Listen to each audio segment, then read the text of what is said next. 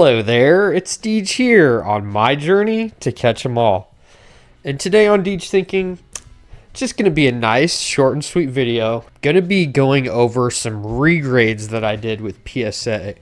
Okay, so to start this off, we have one fallen hero that this was a first edition Misty's PSA 8 Holo. So this is a card that I've only regraded one time, just this one time.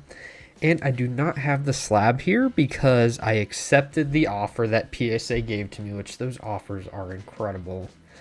But I accepted an offer because I didn't want to keep it because it went from an 8 to a 6. So there might be a little bit of foreshadowing with that, with the type of grader that I got. But I did get an upgrade or two.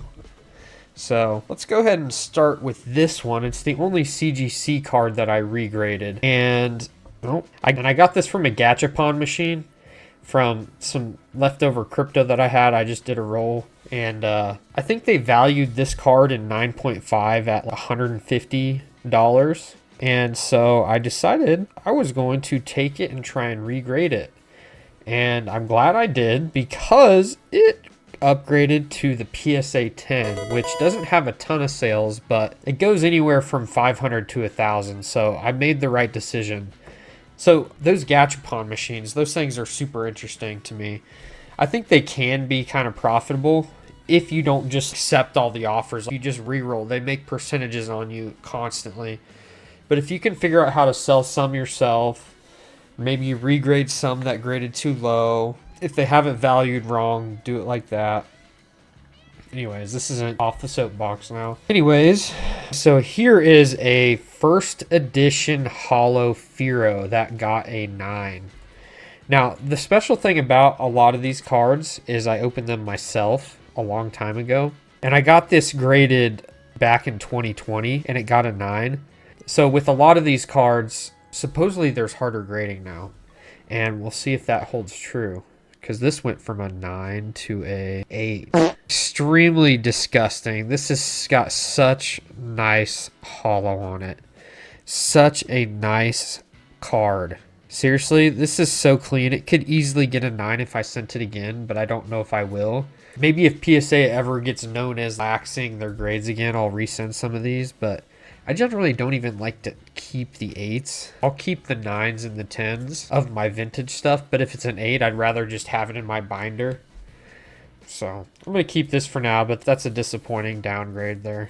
All right, we got a first edition Kangaskhan in a 9. This is not a card I pulled. This is a card I bought in a complete set for $130 for the complete set. And I know this card in 9 is $200. So I regraded it and it got a, yep, you're seeing that right, got a 6. Went from a 9 to a 6, which to me tells me that there's some kind of damage, but something interesting about these jungle holos. And back at the time when I graded these, I was told, don't worry about the silvering on the side. It's not going to hurt you. But I feel like they definitely graded it down nowadays. I don't think I damaged this when I cracked the slab, but I've looked at this again, and to me, the only thing that makes it like an auto 6 normally comes with some damage is the silvering on the sides. So that one hurts. And this one, since let's just said, this is 6. I don't need this in slab form. I could sell it for a 6. By the way, this Misty's 6 sold for $70 in offer from PSA. But I didn't get an offer on this Kangaskhan, and I'll probably just crack it and just put it in my jungle binder and have it just be a random first edition holo in there. All right, now this one I was so excited for because it was so clean. It is just one of the cleaner cards that I had to regrade. I was really excited to crack this one and send it. It's just super clean. I can't understate it. But I've heard that they grade harder now. I've heard that they grade vintage harder, pop control. They're just tougher on vintage. And even though this card was so clean, it got the 9 again. So this is a card that I've graded twice. This is the third time grading. It's got a 9 all 3 times. So I don't not think that I'm going to grade this one again. I'm just going to accept the 9 and just appreciate it for the 9 that it is. Unless it gets more lax again.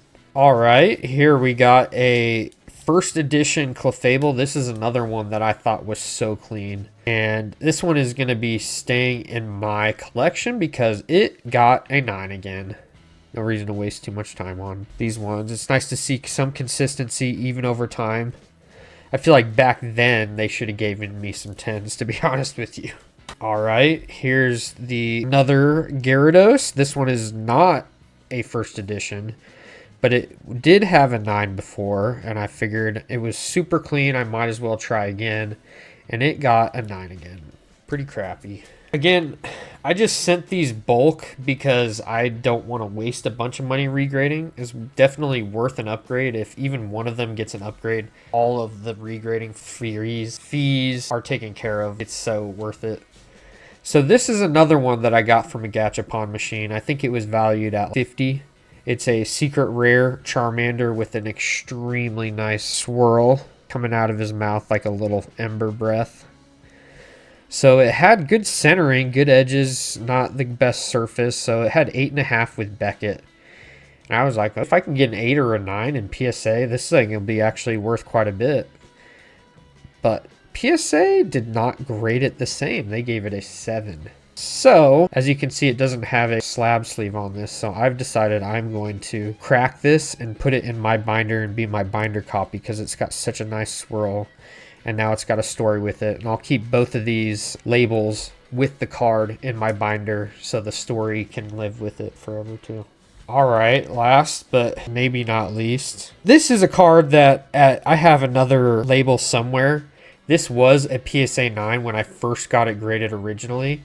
And when I got it regraded, it got downgraded to an 8. Which I was so disappointed at. I never changed it in my collector from the 9 to the 8. I was just like, no, I'm going to regrade this. And it's been a couple years. I don't know when the 9s were, at least 2 years ago. And I actually have a video of it on my channel. But this one got upgraded back to the 9. So they went harsher on it and then went nicer on it again. And now this card will be a 9 forever. You can see this is the one I took out of my slot. This is one that will be in my collection for a long time. I pulled it myself. There's no swirls on it, but it is just a really nice, clean card. And I pulled it myself. And the one on the thumbnail, it's the big boy. The big one. Base set Charizard. So this card also was a 9 at one point. I had both of these in PSA 9. And I'm like, maybe if I just keep sending these two cards over and over again, one of them will get a 10, and then the next one will get a 10, and just the old game that thing that a lot of people don't like about PSA, but it is what it is when they are consistently inconsistent. As a collector and somebody who really likes these cards, I'd rather just have a 10. So this card is still named Charizard Game Hollow. Got the 8 again. So I got... Basically, these were my only two upgrades, the Dark Dragonite and this Dark Charizard, which this one is a really nice upgrade. This one is, I don't know, a $1,500, $1,700 difference. I should have just been happy with the 9.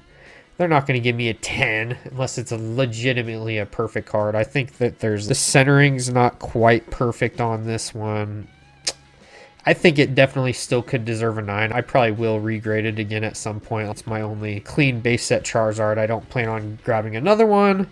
I think I pulled this one out of a pack or I bought it for $10, something like that. But either way, what did I learn? It's hard to get upgrades from PSA, especially nowadays.